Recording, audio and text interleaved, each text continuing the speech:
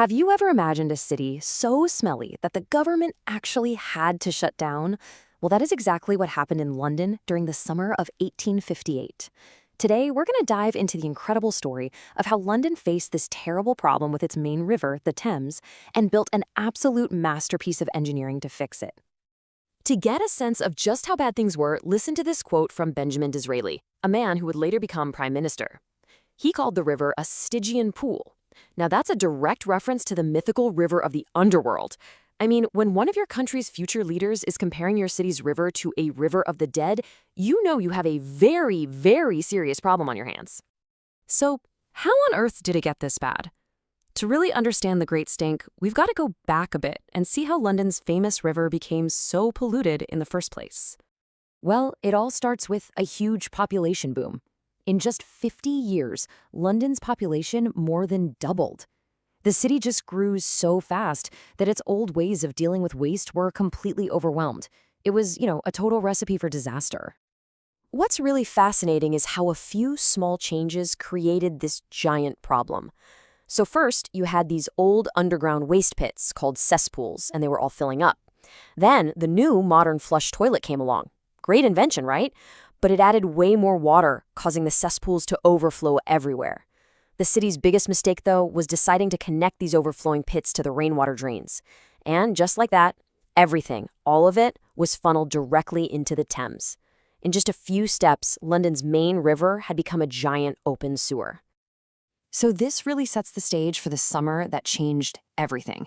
In 1858, all that pollution in the river led to a crisis that earned itself a legendary name, the Great Stink.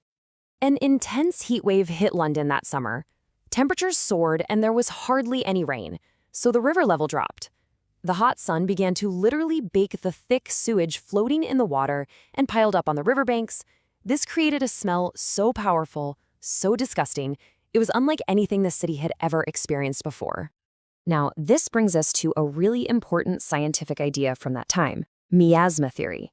See, most people, including top scientists, believed that deadly diseases like cholera were spread by bad air. So when the Great Stink came along, they didn't just think the smell was awful, they believed it was a deadly poison that could actually kill them just by breathing it in. And this just shows you how bad the problem really was. The Houses of Parliament sit right on the bank of the Thames. The smell got so overpowering that lawmakers couldn't even work. They tried hanging curtains soaked in chemicals to block the odor, but nothing worked. They actually had to flee their own chambers, and that was the final straw that forced them to take action. So, with the government finally motivated to do something, the city turned to one man and his brilliant plan to fix the crisis for good. This is where the hero of our story comes in. Meet Joseph Bazalgette. He was the chief engineer for London's Board of Works. For years, he'd been trying to get a new sewer system approved, but the politicians just kept debating how much it would cost. The Great Stink ended all of that debate. In just 18 days, Parliament gave Bazalgette the power and all the money he needed to build his revolutionary system.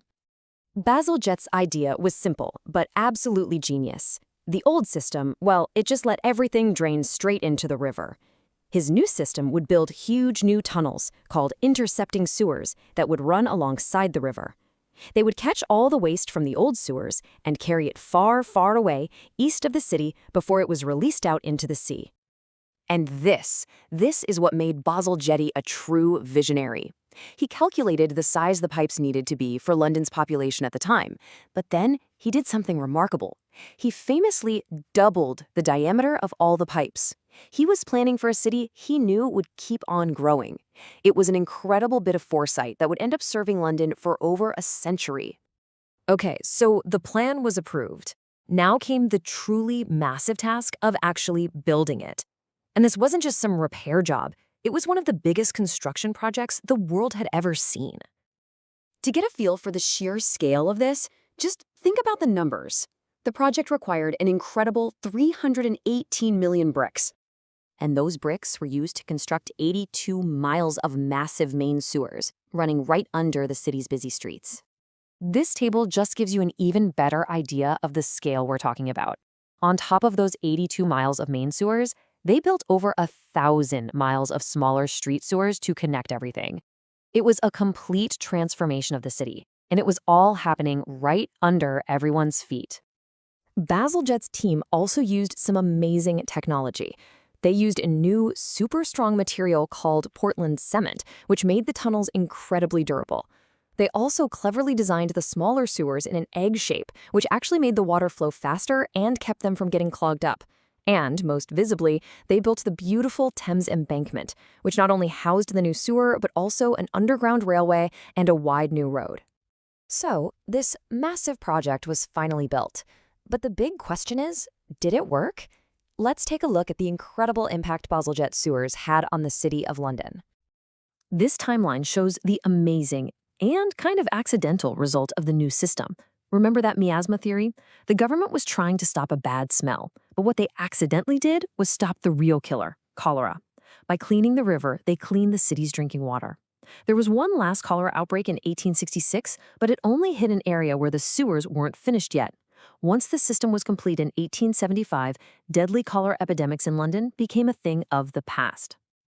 And here is the most amazing part of the whole story. Remember when Bazalgette doubled the size of the pipes?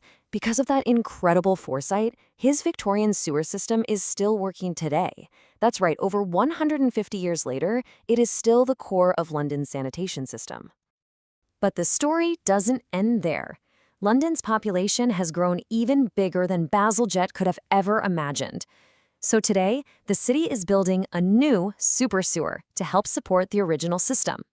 This new tunnel uses the very same brilliant ideas that Bazalgette pioneered, proving that great engineering can solve the problems not just of its own time, but for many, many generations to come.